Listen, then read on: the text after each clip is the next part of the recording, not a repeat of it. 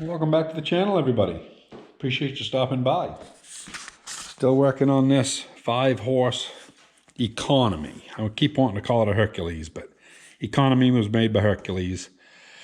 The ones that had the square hopper on the top and were painted red were sold by Sears and Roebuck.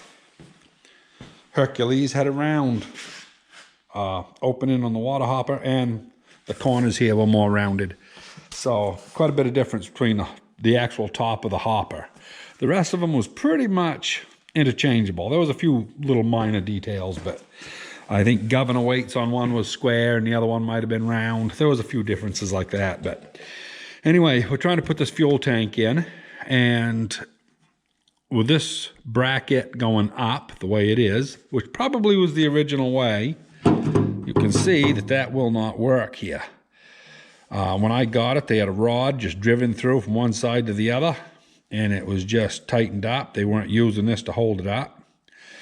So I'm thinking I'm going to reverse these and see what happens when I reverse them.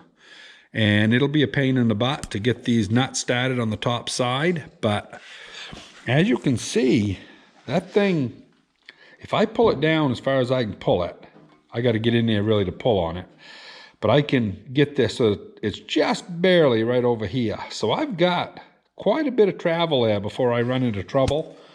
And this one here is right at the top. So I'm going to try to drop these down. I'm going to reverse it. I'll bring you back here, let you know if it works or not.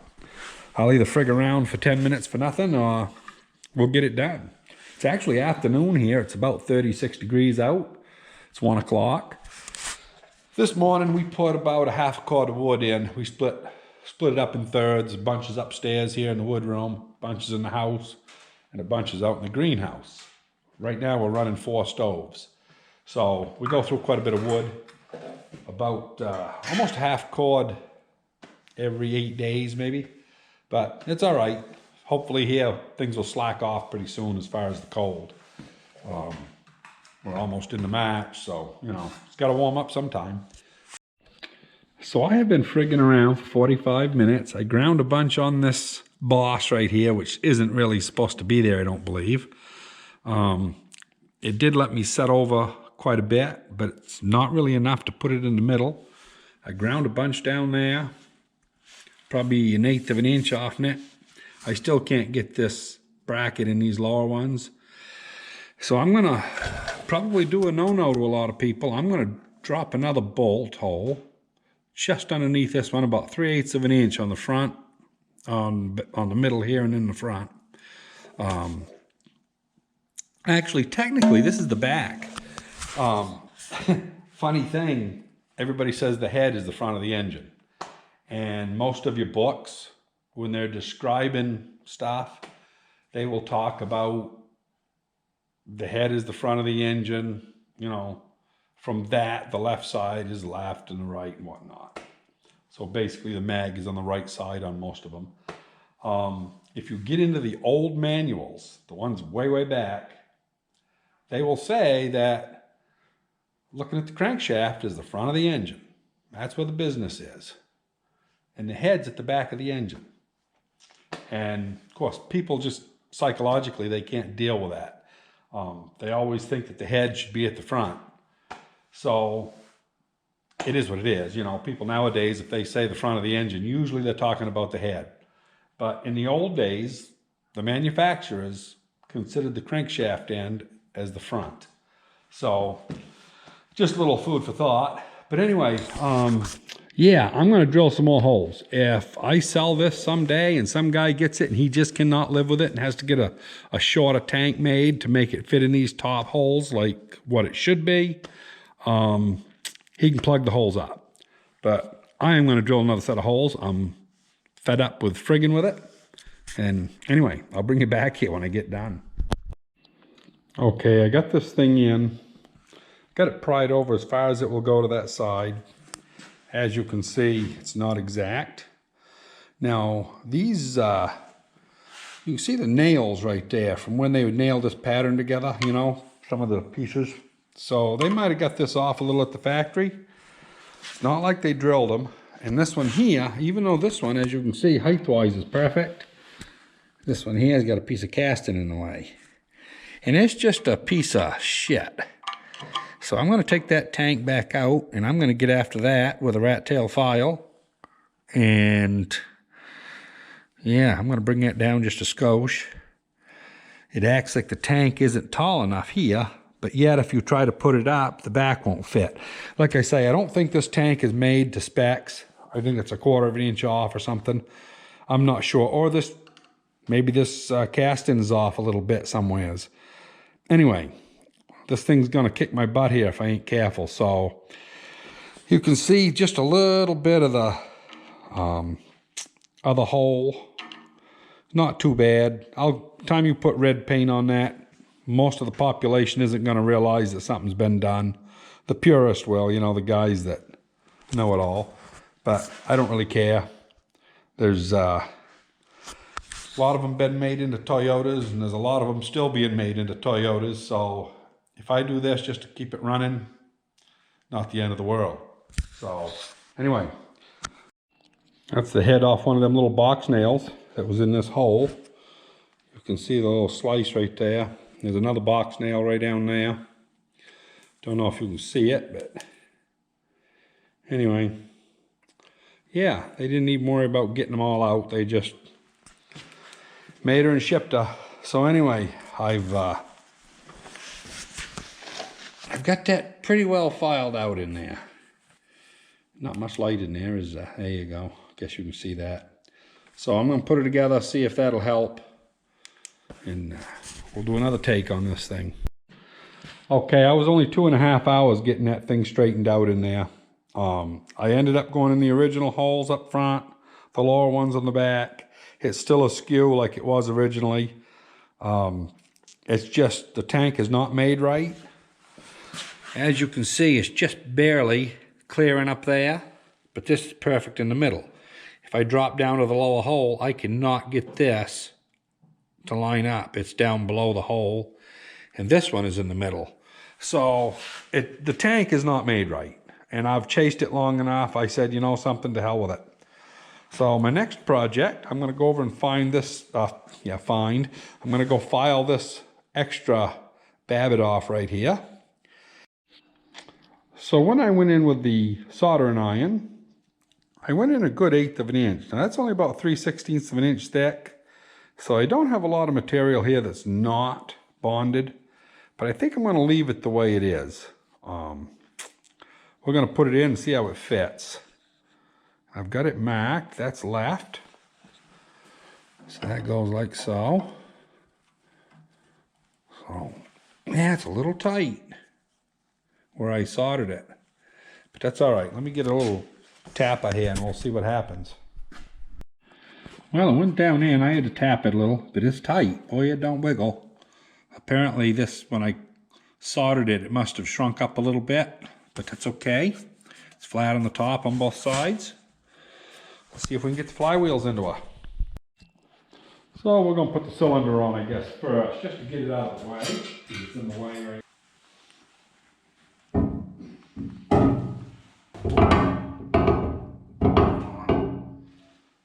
About there, looks good. So, yeah.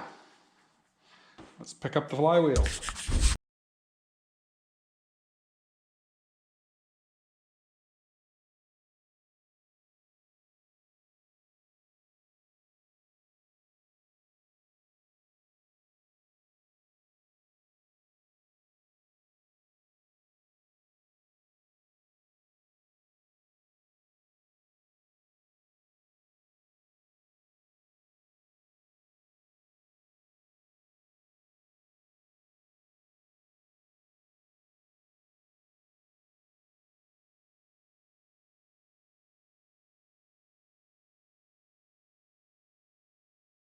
Okay, that went in nice. Seems to turn over quite good. That repaired bearing seems to do all right. So I'm going to go ahead and do all the shimming and get this actually bolted down. I'm going to do that off camera because it's a pain in the butt. It's just a lot of trial and error. So now that I got this in, the next thing is going to be putting in the studs. I didn't want to have the studs in there because when you set them down, a lot of times you bump them, and it don't take much to mark these cranks. They're soft. So anyway, when I bring you back, I'll have the caps on.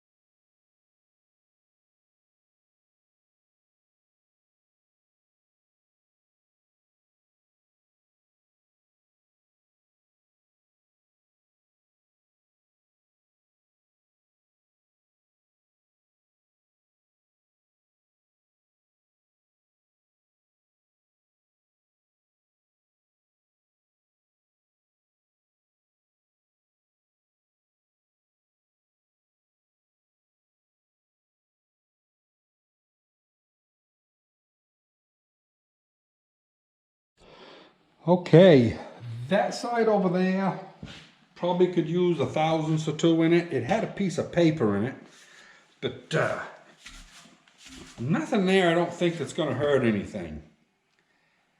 It's a little draggy. You'll notice that it can just hold the weight of the counterweights without it rocking back, but I don't think it's the end of the world. See the counterweights. It will just hold up the weight of the counterweights. But I'm going to run it. I don't think it's going to be too bad. I think it'll run right in. Yeah, got all that first try. If it does run a lot of heat on that bearing, we'll be able to keep an eye on it. If it starts getting hot, we'll just take it apart and put a 3/1000 piece of paper in there. It ain't going to take much. Yeah, so I'm going to bolt this cylinder down just because it seems like the thing to do. And once I get that done, we're going to start working on that cam gear because that needs a little love, I think. Now this cam is in place, but it is not timed right. But it doesn't matter. What I'm checking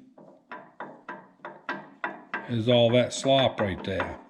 I mean, that's moving over 1/8 of an inch, so I guess I'm going to have to go and give it a little love.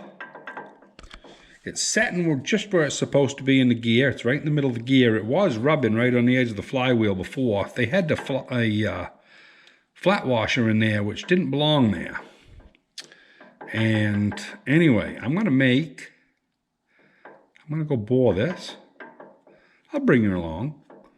I actually didn't look. I don't even know if there's a timing mark on this,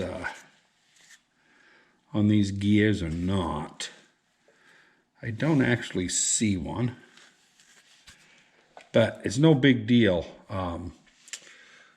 Once you get the rods and the head on, you leave this loose till then, and you just pull the shaft out, and basically the exhaust wants to open at about a 45 degree, right there real close. So that's about the right area where your exhaust should open, and it should carry open to top dead center. And if it was even a couple degrees beyond, it wouldn't bother me. The intake is not going to open until there's a vacuum. So you can have this actually run some overlap in it. Well, you really can't get overlap without a rocker arm, but you can get by top dead center and still have it open a little bit. There's enough momentum of the gases going out that it will scavenge the cylinder a little more. So anyway, that's the big deal. You just got to get that right and the timing to take place when it's supposed to. And, you know, 1 or 2 teeth either way will make a big difference when you're trying to get everything ironed out. Yeah. Right now we're going to make a new pin for the timing gear. We're going to bore the timing gear, do a little modifications to it, make it so it's tight. I just happened to look up at the clock. It's 4 o'clock. We got to go to the dump before it closes. I got a bunch of gassy rags here and stuff. Whoop, snow just come off the roof.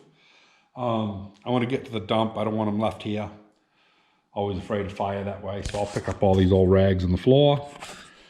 And anyway, I'm going to do that cam gear probably tomorrow night. Tomorrow we got to do transplanting in the greenhouse. And the dog got to go to the vet's in the afternoon. Just one of those typical days. But anyway, yeah. So I hope you enjoyed this little bit of assembly. We're finally starting to go the other way. And yeah, keep safe, everybody. We'll see you on the next one.